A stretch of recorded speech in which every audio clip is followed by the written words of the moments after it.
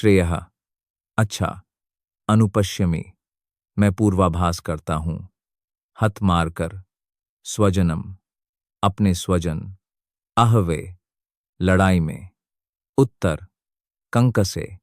करता हूं। इच्छाएं। विजयम विजय। कृष्ण हे सिर। उत्तर। वह। भी। राज्य। राजा। उनका सुख। वह। भी। मैं नहीं देखता कि इस युद्ध में अपने ही स्वजनों को मारने से कोई लाभ हो सकता है, नहीं मैं।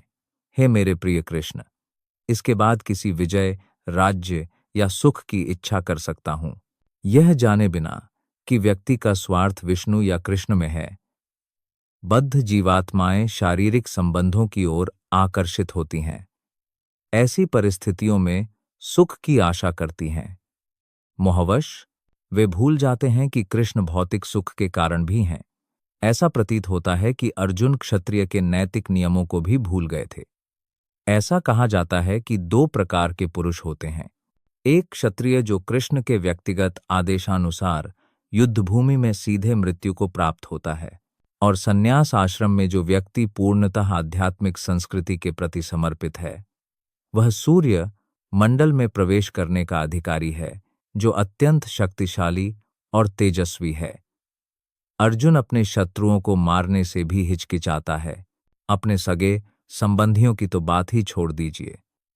उसने सोचा कि अपने सगे संबंधियों को मारने से उसके जीवन में कोई सुख नहीं आएगा, और इसलिए वह युद्ध करने को तैयार नहीं था, जैसे भूख न लगने पर भोजन पकाने को इच्छुक नहीं होता। उसने अब वन में जाकर निराशा में एकांत जीवन बिताने का निर्णय लिया है।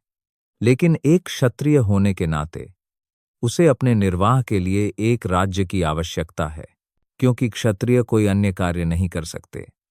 लेकिन अर्जुन के पास कोई राज पद नहीं था।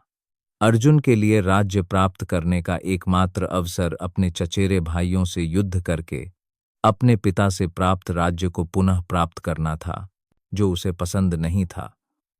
इसलिए वह स्वयं को निराशा से भरा एकांत जीवन जीने के लिए वन जाने के योग्य समझता है।